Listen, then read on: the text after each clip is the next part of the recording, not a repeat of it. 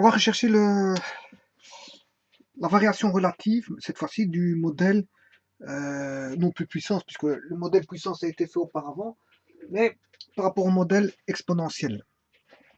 L'exponentiel, c'est y égale k à x, ouais, et on va chercher la variation relative delta y sur y1, qui est égale à ceci, c'est f de x.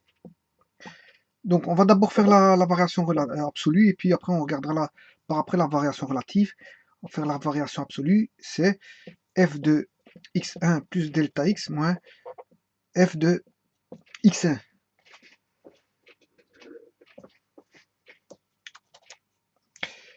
Ce qui fait k à x1 plus delta x moins k a de x1. Il suffit de remplacer la fonction y égale f de x par la valeur x1 plus delta x et x1. Et on obtient ceci. Et ça, c'est la variation absolue en y. Maintenant, si je divise par y1, dans chaque membre, y1, qu'est-ce qu'on a? Y1, il faut savoir que c'est k, si je reprends la fonction ici, k fois ax1. Autant dire que ceci va s'enlever. Je peux mettre k en évidence. Si je mets k en évidence, ça donne ceci. Et je peux simplifier le k et le k ici pour ne rester que ax1. Maintenant, je vais appliquer la règle des fractions, où si j'ai a plus b sur c est égal à a sur c plus b sur c, je peux décomposer une fraction en deux termes.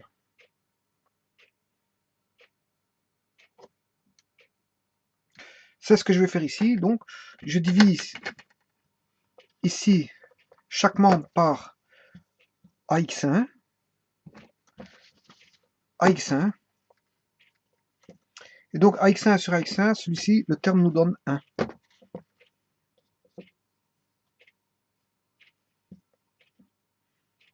Non, je vais encore mieux faire, hein, parce que ça, si je simplifie ici, j'aurai plus de mal à faire transparaître quoi que ce soit. Ici, je vais appliquer la règle m plus n est égal à m fois an. Décomposition, je veux dire, d'une somme d'exposants me donne une même base fois chacun des exposants, m et n. J'applique ceci ici, ça fait ax1 plus delta x, ça revient à faire ax1 fois a delta x. Maintenant, si je mets ax1 en évidence, puisqu'on voit que le terme est représenté dans les deux termes ici, donc si je mets ax1 en évidence, là il me reste plus que 1. Voilà. Et ça, je peux le simplifier avec le fameux ax1 qui est ici. Donc si je simplifie, ben, il ne va plus que rester ceci. Voilà. Alors, qu'est-ce qu'on peut dire? Ben, que la variation relative en y